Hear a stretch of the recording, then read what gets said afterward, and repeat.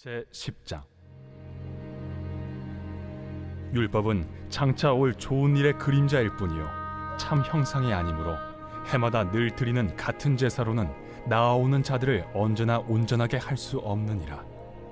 그렇지 아니하면 섬기는 자들이 단번에 정결하게 되어 다시 죄를 깨닫는 일이 없으리니 어찌 제사 드리는 일을 그치지 아니하였으리요. 그러나 이 제사들에는 해마다 죄를 기억하게 하는 것이 있나니 이는 황소와 염소의 피가 능히 죄를 없이 하지 못함이라.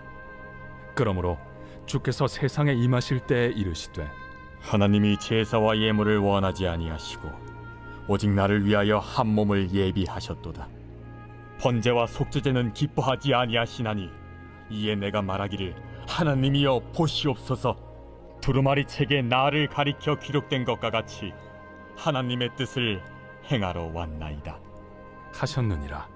위에 말씀하시기를 주께서는 제사와 예물과 번제와 속죄제는 원하지도 아니하고 기뻐하지도 아니하신다 하셨고 이는 다 율법을 따라 드리는 것이라.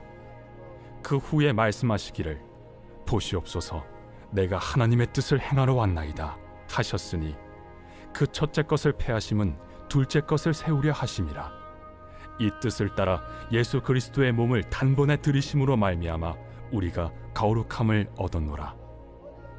제사장마다 매일 서서 섬기며 자주 같은 제사를 드리되 이 제사는 언제나 죄를 없게 하지 못하거니와 오직 그리스도는 죄를 위하여 한 영원한 제사를 드리시고 하나님 우편에 앉으사 그 후에 자기 원수들을 자기 발등상이 되게 하실 때까지 기다리시나니 그가 거룩하게 된 자들을 한 번의 제사로 영원히 온전하게 하셨느니라. 또한 성령이 우리에게 증언하시되 주께서 이르시되 그날 후로는 그들과 맺을 언약이 이것이라 하시고 내 법을 그들의 마음에 두고 그들의 생각에 기록하리라 하신 후에 또 그들의 죄와 그들의 불법을 내가 다시 기억하지 아니하리라 하셨으니 이것들을 사하셨은즉 다시 죄를 위하여 제사 드릴 것이 없느니라. 2022년 7월 27일 새벽 하나님의 말씀은 히브리서 10장 1절부터 18절입니다. 오늘 본문은 구약 동물 제사의 불완전한 효력과 자기 몸을 속죄 제물로 드리신 예수 그리스도의 제사, 그리고 더 이상 제사가 필요하지 않는 완전하고도 영원한 예수 그리스도의 제사에 대해 말하고 있습니다. 율법은 참 형상이 아닌 장차 올 좋은 일의 그림자일 뿐입니다. 율법이 정한 제사로는 사람들을 온전하게 할 수 없습니다. 그것에 대한 반증으로 제사를 드리는 일이 그치지 않았다는 것입니다. 단번에 정결하게 되는 것을 깨닫는 일이 생기지 않은 것입니다. 황소와 염소의 피로 매번 드리는 제사는 죄를 기억하게 할 뿐 그 죄를 능히 없애주지는 못합니다. 이제 새 언약이 나타나야 합니다. 매번 드리는 제사가 아닌 단 한 번의 죄를 씻을 수 있는 자가 오셔야 하는 이유를 말씀하시기 위해서 자기 몸을 제물로 드린 예수 그리스도의 제사를 설명하기 위해서 시편 40편 6절부터 8절의 말씀을 인용하고 있습니다. 6절과 8절입니다. 번제와 속죄제는 기뻐하지 아니하시나니 이에 내가 말하기를 하나님이여 보시옵소서. 두루마리 책에 나를 가리켜 기록된 것 같이 하나님의 뜻을 행하러 왔나이다 하셨느니라. 위에 말씀하시기를 주께서는 제사와 예물과 번제와 속죄제는 원하지도 아니하고 기뻐하지도 아니하신다 하셨고 이는 다 율법을 따라 드리는 것이라. 아멘. 시편에서 인용한 말씀을 8절부터 10절에서 분석하여 설명을 합니다. 예수 그리스도는 하나님은 제사와 예물을 기뻐하지 않으시고 번제와 속죄제도 원하지 않으신다고 하십니다. 이유는 그것들이 모든 율법이 명령하는 것을 따르는 것이기 때문입니다. 그렇게 말씀하신 후에 예수님이 자신이 율법이 아닌 하나님의 뜻을 행하기 위해 오셨음을 이야기하십니다. 오신 이유는 첫 번째 것, 즉 첫 번째 제사 제도를 폐지하고 둘째 것, 즉 하나님의 새 언약을 세우기 위함입니다. 그래서 예수 그리스도는 자신의 몸을 단번에 들이셨고 그 십자가에서의 희생으로 우리 성도들은 거룩함을 얻게 된 것입니다.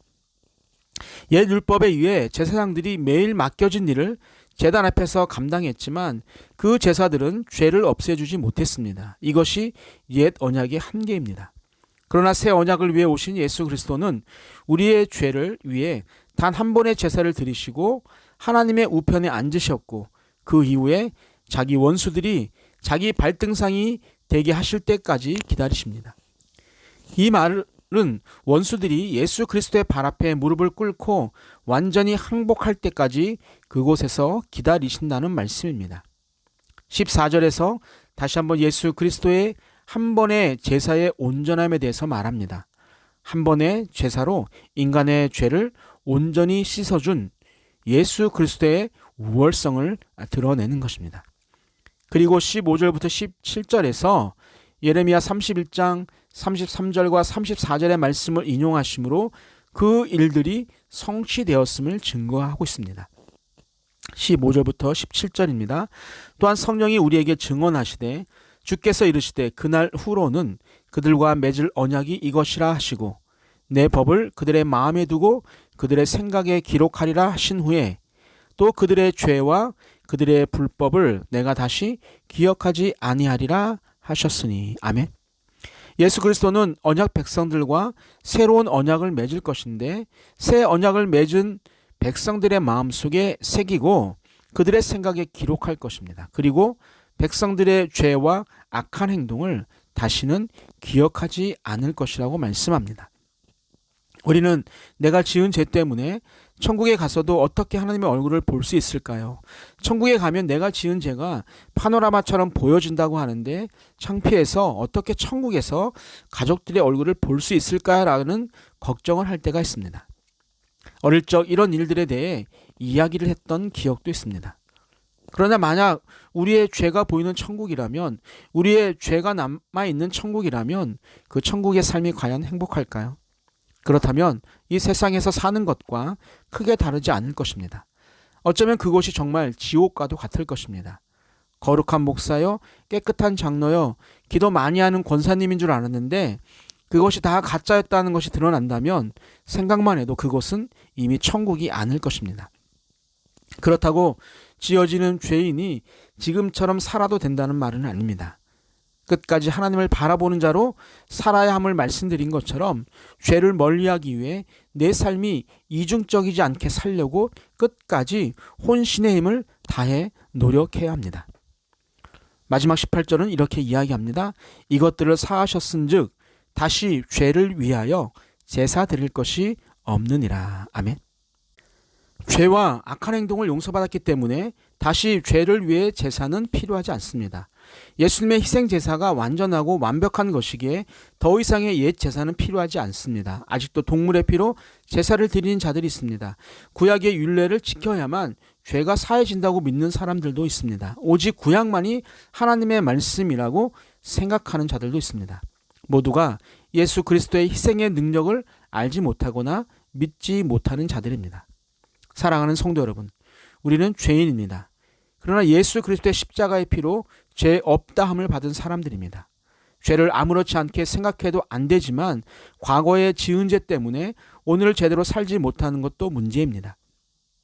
탕자의 삶을 살다가 아버지의 품으로 돌아온 둘째 아들은 아버지로부터 완벽하게 용서함을 받았습니다. 새로운 옷과 신발과 가락지를 받은 것이 그 증거입니다. 그런데 아버지의 마음을 모르고 여전히 대지치던 모습으로 살아간다면 그 아들을 용서하신 아버지의 뜻대로 사는 것은 아닙니다. 자신의 죄를 뉘우치는 마음은 당연히 필요하지만 그 표현을 여전히 누더기 옷을 걸치고 씻지 않고 대지치는 사람처럼 살아갈 필요는 없습니다. 우리도 마찬가지입니다. 하나님은 아들 예수 그리스도의 희생을 통해 우리의 죄를 용서하셨음을 증거로 보여주셨습니다. 더 이상 너희들의 죄를 묻지 않겠다고 말씀하신 것입니다. 우리 마음에 잘못과 죄에 대한 불편한 마음을 가지고 살아가는 것은 맞지만 그 죄만을 생각하면서 나는 죽일 놈입니다. 나는 살아서는 안 되는 놈입니다. 라고 탄식만 해서는 하나님의 마음을 제대로 이해한 행동은 아닌 것입니다.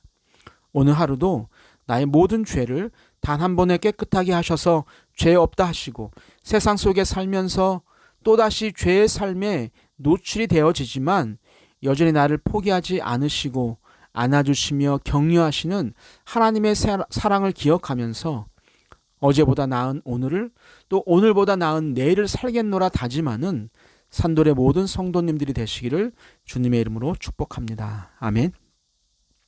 사랑과 은혜의 하나님 아버지, 영원히 죽을 수밖에 없던 우리들을 예수 그리스도의 십자가의 희생으로 다시 살리시고 영원한 하나님의 자녀로 인정해 주심에 감사를 드립니다. 늘 부족하고 연약하여 또다시 죄의 길을 걷곤 합니다. 그럼에도 조금이라도 더 하나님께 나아가기 위해 몸부림치는 우리를 사랑으로 안으시고 안아주시옵소서. 더운 여름을 맞아 어르신들과 아이들 그리고 힘든 육체 일을 하시는 모든 성도님들의 건강을 지켜주옵소서. 오늘도 우리를 안으시고 이해하시고 사랑하시는 예수 그리스도의 이름으로 기도하옵나이다. 아멘. 우리 함께 기도합니다. 첫 번째, 하나님이 원하시고 기뻐하시는 일이 무엇인지 찾고 행하는 자가 되게 하여 주옵소서. 두 번째, 예수 그리스도의 십자가의 희생으로 우리의 죄가 깨끗하게 씻겼다는 사실을 의심하지 않게 하옵소서. 마지막 세 번째, 육신의 질병 가운데 있는 모든 성도님들의 회복을 명하여 주옵소서. 우리 함께 기도하시겠습니다.